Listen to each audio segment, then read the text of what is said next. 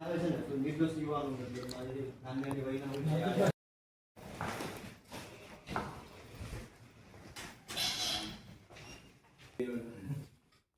नहीं फिर हमने मैं पूछू तू हाँ स्टेट वाला नायब कार्यपालक इंजीनियर साहब ने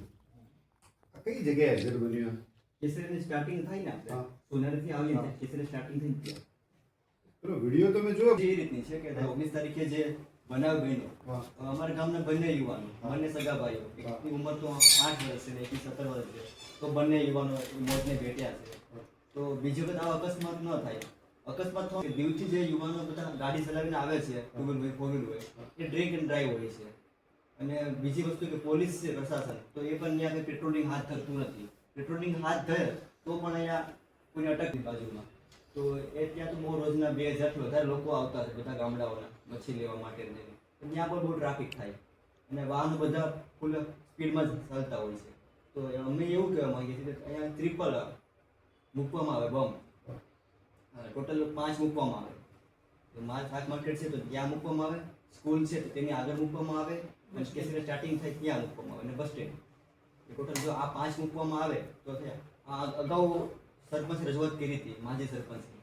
એનું કંઈ થયું નથી આ ઘટના તાજી છે તમને સાહેબ સ્ટેટ હાઈવે કદાચ ના પાડી શકે તો તમે ઓલું મૂકશો આપણે બ્રેક સ્પીડ ડ્રાઈવર તો એમાં પણ કમ્પ્લીટ નહીં થાય અમારી વિનંતી એ જ છે કે ડામર કરતાં પણ આ રીતે મતલબમાં આરસીસીનું કરવામાં આવે તો વ્યવસ્થિત થશે તો અકસ્માત અટકી છે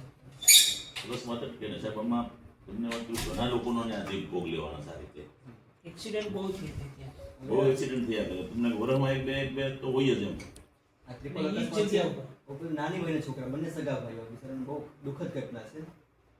એટલે બધા લોકોની માગણી હતી ગામના લોકોની સવારે ટાઈમ થોડો 12 વાગ્યાનો હોત તો બધા લોકો આવવાના હતા પણ તો બીજું કોઈ નહોતું આપી દો હા એટલે ભેભા રોડની ઉલ્લેખ છે આમાં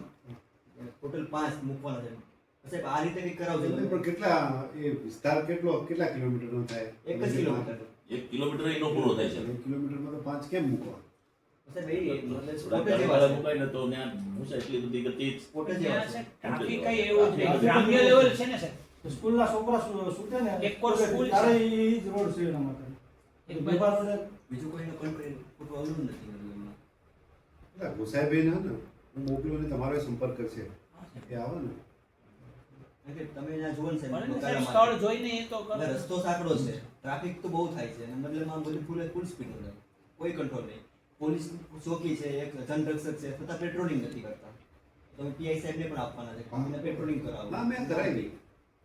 પણ 5 કદાચ કરવા મુશ્કેલ થઈ જશે હો એમના માટે એટલે અમે ગોસાઈભાઈને મોકલી શક્ય હોય ત્યાં શક્ય હોય. તો ઓછો આવીને જુએ લોકો વ્યવસ્થિત એવું લાગે કે થઈ જાય. જવું છે તો તેમ તમે મોકલો. સ્થળ જોઈને જે નક્કી કરે ઈ. હા અમારું તમને પ્રેશર નથી તમે 5 જ મોકલો નહીં મેં વિડીયોને એમને મૂક્યું એટલે જગ્યા જોઈ જશે વિગત આવી જાય.